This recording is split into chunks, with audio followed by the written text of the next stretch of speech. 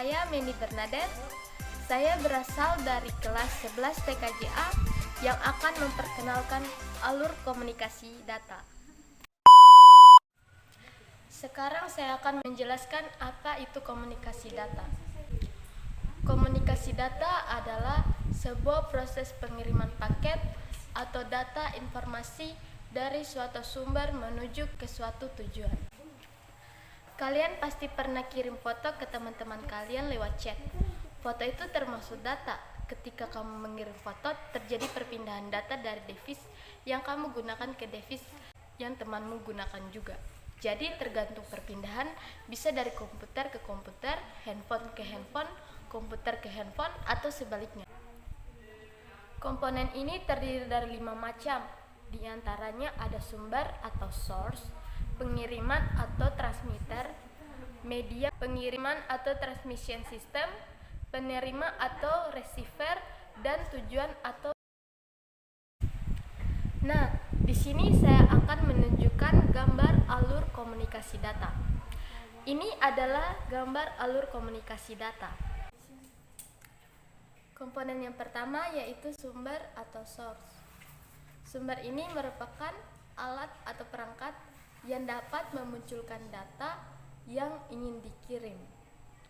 Contohnya, ketika kalian ingin mengirim pesan atau teks, kalian butuh alat untuk membuat pesan teks tersebut. Nah, alat-alat itulah bisa berupa komputer dan perangkat inputnya seperti mouse, keyboard, dan sebagainya. Yang kedua, pengiriman atau transmitter. Transmitter merupakan alat yang berfungsi untuk mengolah data yang berasal dari sumber sebelum dikirim melalui media pengiriman. Jadi, dalam sistem digital data itu terbentuk urutan bit 0 dan 1 atau kode biner. Nah, untuk mengolah kode biner ini menjadi sebuah pesan teks yang dapat dipahami manusia, diperlukanlah alat yang disebut transmitter. Contohnya seperti komputer, laptop, telepon, handphone, dan lain sebagainya. Selanjutnya ada media pengiriman. Media pengiriman ini merupakan jalur pengiriman yang berhubungan sistem sumber atau source ke sistem tujuan atau destination. Jadi, media pengiriman ini berfungsi untuk mengirimkan data dari pengirim pesan ke penerima pesan.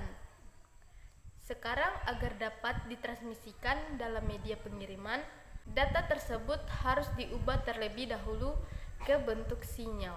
Jalur media pengiriman terbagi menjadi 2. Ada jalur tunggal dan jalur kompleks.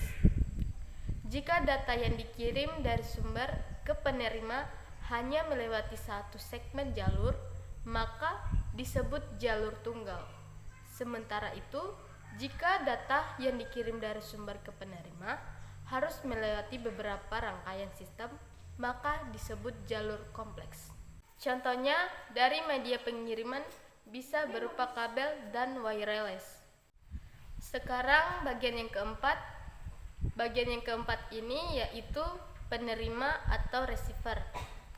Penerima atau receiver merupakan alat yang berfungsi untuk menerima sinyal dari media pengiriman dan mengolahnya kembali menjadi sebuah data yang dapat diproses oleh tujuan atau destination. Komponen yang terakhir adalah tujuan atau destination. Destination ini berfungsi untuk mengolah data dari penerima atau receiver. Jadi di sini prosesnya itu sama seperti transmitter. Data yang masih berupa kode biner diolah menjadi pesan teks sesuai dengan informasi yang dikirim oleh si pengirim pesan. Nah, itulah sedikit penjelasan dari saya tentang alur komunikasi data. Sekian dan terima kasih.